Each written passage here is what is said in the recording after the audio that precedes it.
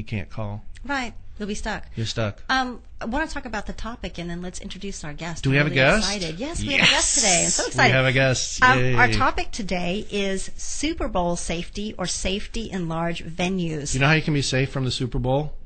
Sit at home and watch it? Don't watch it. Oh. I love football, and it just always seems to me like the Super Bowl is where you get all the people who don't love football making comments like, oh, did he just hit a home run?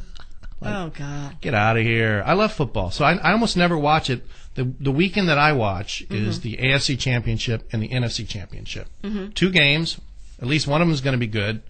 And there's not all the hype. Like, it seems by the time you get to the Super Bowl, most of those games, 8 out of 10 games, are blowouts. So I know I'm un-American, but I'm not a fan of the Super Bowl. That's my Super Bowl safety. Okay. Go ahead, Candace. Well, the reason why we're doing this is because somebody sent me a statistic, and it said the stadium that the Super Bowl is going to be in today houses 66,000 people, and they said that's probably going to be pushed to the max for the Super Bowl. So, of course, there's obvious safety issues, and so that's why we thought it would be a good thing. But it also includes like other venues if you go to large concert venues, concert or a baseball game, or anytime you're around a lot of people. That, this is what we're going to talk about today. And who's going to help us?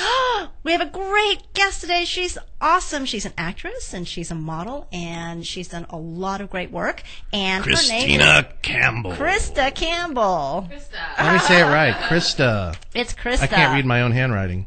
Hello, how are you? We're good. Hey, I have to say, again, we were YouTubing forever. Uh-huh. And we saw you on YouTube on the, really? on the Tom Green Show.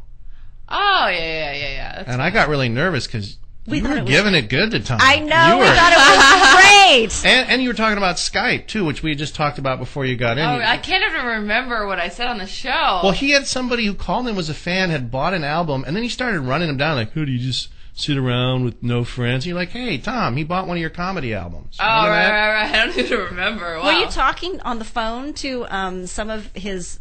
Who was she talking to on the phone with? It was, well, first of all, Tom wanted to Skype. Like, he had in his mind, we're going to Skype today. Right. And you're like, you got a phone lit up with people. And Christa literally reaches over and starts, like, touching the phone button. That's me. So I was like, today, I'm like, if she gets near my phone. Oh. That was hilarious. That's awesome. That's oh, my funny. gosh, that's so funny. Yeah, How did that happen that you ended up like, on how the did Tom you get Green on the Show? Tom Green Show? That's just so... I've known him through the business for a while. We did a shoot together, and we did an event together in Las Vegas, so...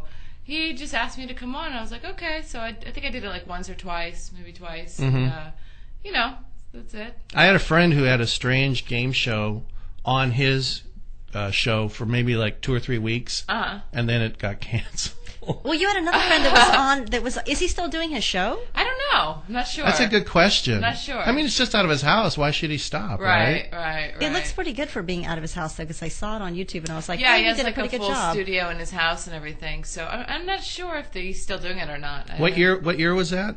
It's like maybe a couple years ago. Like, yeah, a year and a half. Year and a half ago. Yeah. He might still be doing it. Maybe.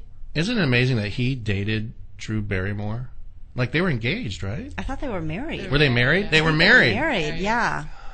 Yeah, it's so weird. So, anyways, we also looked and we saw that you were on The Family Guy. Yes. And what character did you play? This is his voice. I played like 3 characters. I played Elizabeth Shue. And then... Were you leaving Las Vegas in your bit, or? No, I think I was like a waitress or something, cleaning up floors.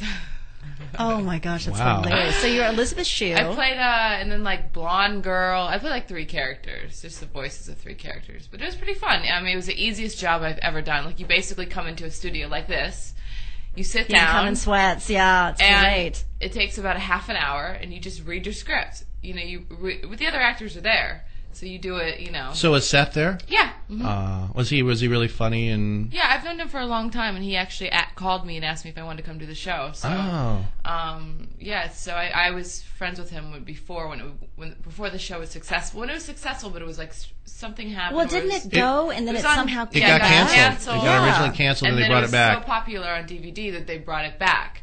So yeah, he called. He's like, "Want to come to the show?" And I was like, "I don't do voices." And he's like, Christa, it's the easiest thing ever. Like, I'm like, well, do I have to make a voice? He's like, no, you do an English accent. No, just do your own voice, and Right. then it's people on the show we don't do it's not like that. Like the Right. guests that come on kind of just do themselves. Mm-hmm. So I was like, okay, that's cool.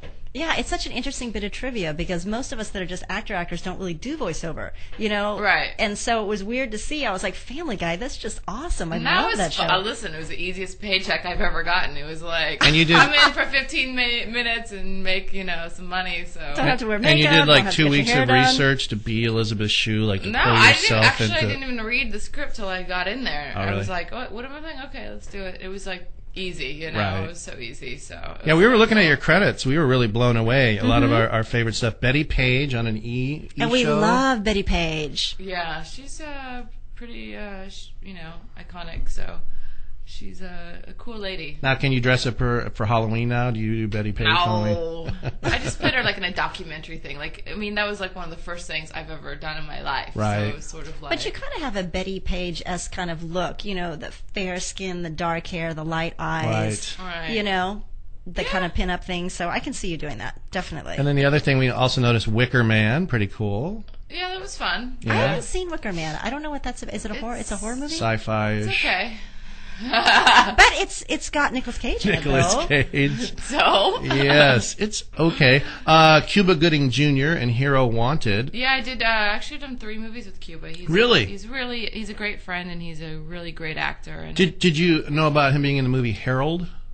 yes. Mm-hmm. My friend wrote that. Oh, really? Yeah, T-Sean Shannon wrote Harold, former Saturday Night Live writer T-Sean I Shannon. didn't know he wrote that. Yeah, he wrote Harold, and it had Dakota Fanning's. No, not Dakota Fanning. The girl from the one with the VW bus, and it goes down the hill. Little Miss Sunshine.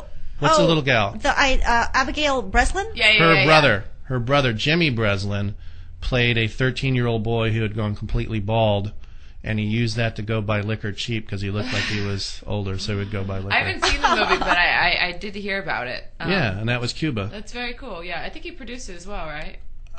Possibly. Right. Possibly, Sure. yeah. I remember him talking about it. So They had some good folks, and that was charming. I think it's on DVD now. If you want to go to Netflix, you can grab that and pick that up. Born in Colorado. no, it's a mistake. Oh, On your no, IMDb? Yeah. You know what's so weird about IMDb is if there's a mistake on there, they refuse to take it down. They will not change your biography. If you want to change your biography, they amend it. They just add another thing to it. I was like, I don't even care. It keeps them guessing. They have everything wrong on there. I mean, I've seen my height, all sorts of. I'm as short as 5'2". Yeah, I'm as tall as 5'8". I've never been to Colorado, so that's quite interesting, and I just love it.